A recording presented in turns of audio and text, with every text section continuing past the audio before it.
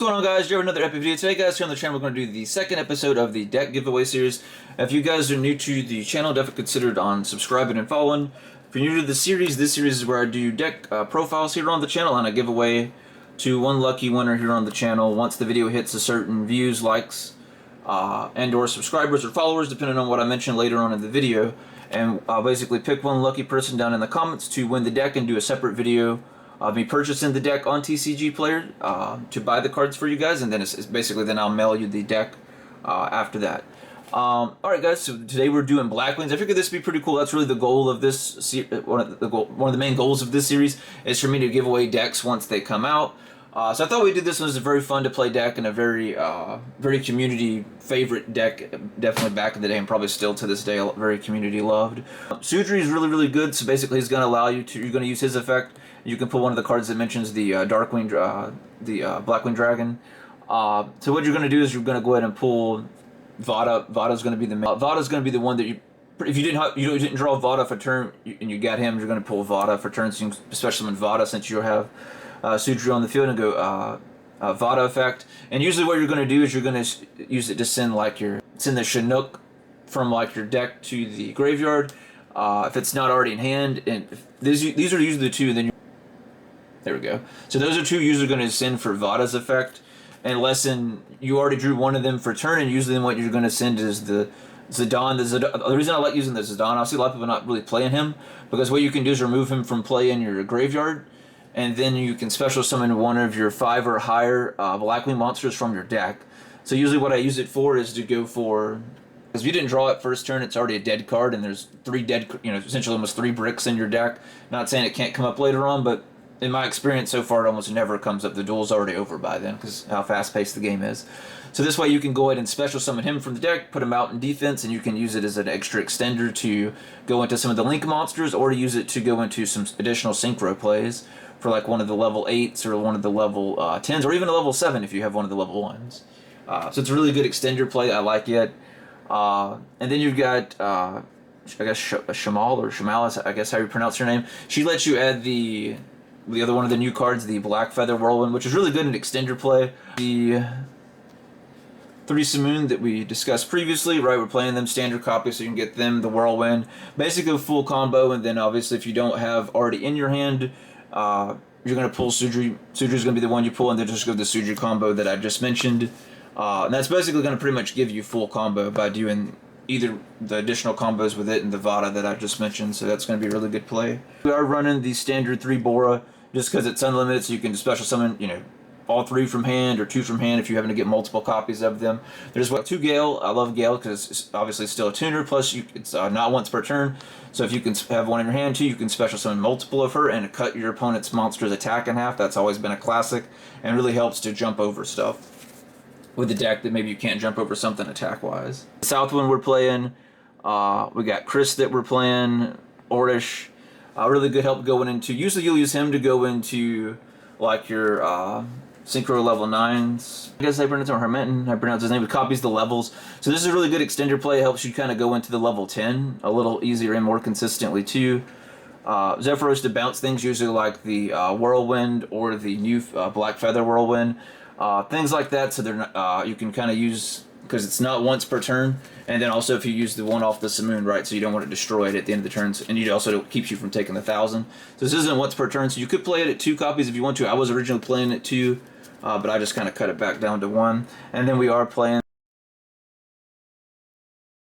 usually it'll be one of the cards you dump with, usually I'll dump it with him, so he also makes him a 1, and I can also use him as an extender play to make the red dragon as well to you. So that's really good, and then I can just use him for another synchro play in the graveyard. After that, basically as a follow-up play, so we can just kind of keep moving through our plays. Another package in here, I do love still the Shangri-La package, guys. It's still really good. So I'm just running the standard one, the standard 1 Breath, and then the 3 Unicorn. I really like this because you can see what you're playing against their extra deck, and pick one, banish it, do it during your turn, their turn. So if they ash you, they Valor you or something like that, that helps out. Plus a lot of the times, like I said, I don't see the Simoon, so the only time it hurts like drawing this if you see the Simoon, which is rare that I get it. So I like having this as a backup, so it's like you're kind of, it's a good extended plays, so I can use this to kind of help go into Deflore and other things like that. that we have in the extra deck that you'll see in a moment. I am playing 2 Allure of Darkness because I do like that we can bring the ones removed from play, so it is important that we do have ones removed from play just about at all times, because some of the extended plays you're doing, you can recover the removed from play and special summon them to the field. Plus we draw cards off it too, so you're double plussing with an extender from removed from play, and you're plussing with the 2 cards in your hand as well. And then just the standard 3 Black Whirlwind.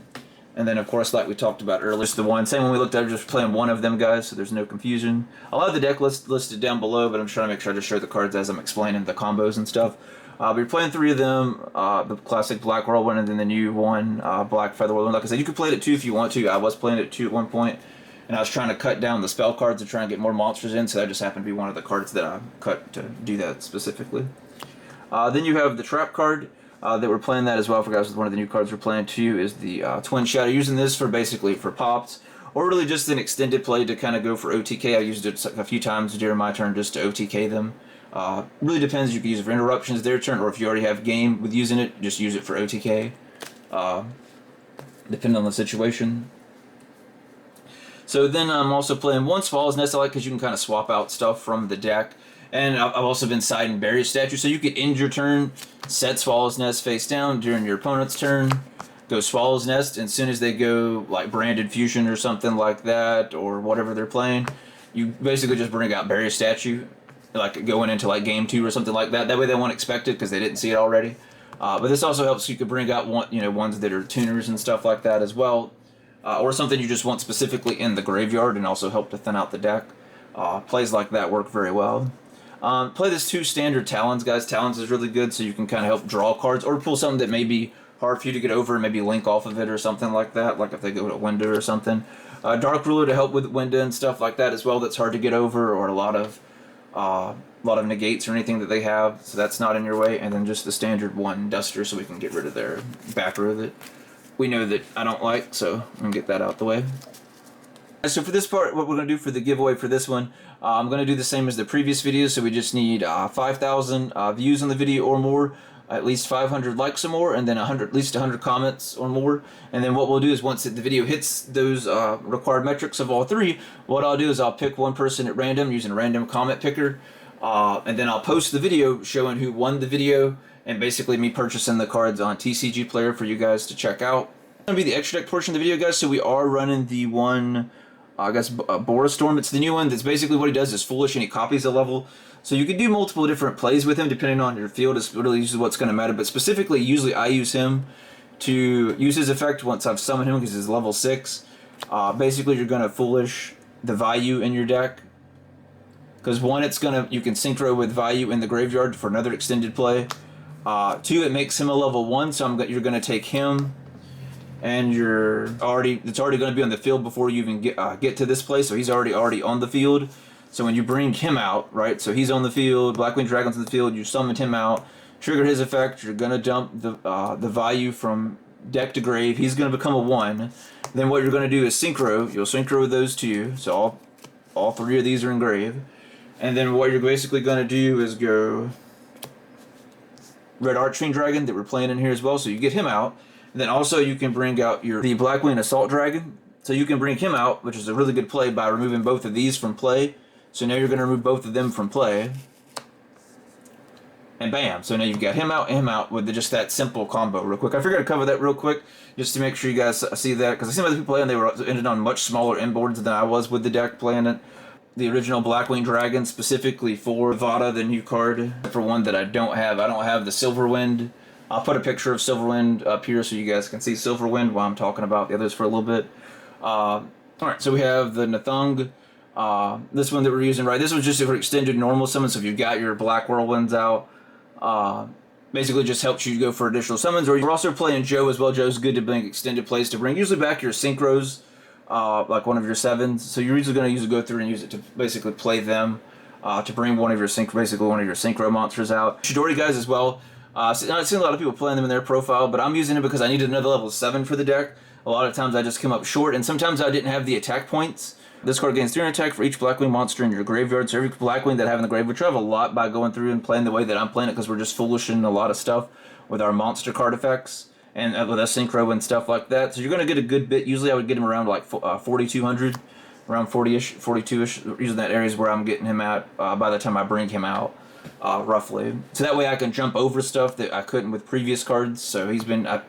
I needed level 7. He's just kind of helped over jump things too as well. Plus, if he's destroyed by like a card effect, you can bring one of your other synchros out besides himself from the graveyard. So that helps out too. And then of course your full armor master to make sure you know your big boss monster that's helping you on your play. You do have the one standard deflor, so we can do the negate, pop, and swap out and bring out one of the other cards that you need, whether it's an extender, a synchro.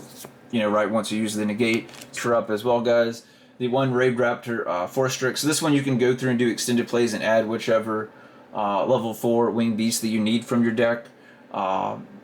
Whichever one you're needing in particular. Just really going to depend on what you have on hand, so you're going to add just whatever you're missing. And then for our Link monsters, I'm only running 3 for my particular build. So we're running IP, the Raid Raptor Y-Strix, and then we're also doing the good old Unicorn. So those are the ones that I'm using, guys. Everything listed down below as far as everything that I'm using in the deck.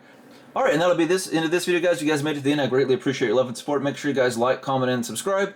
And I will see you guys in the next video.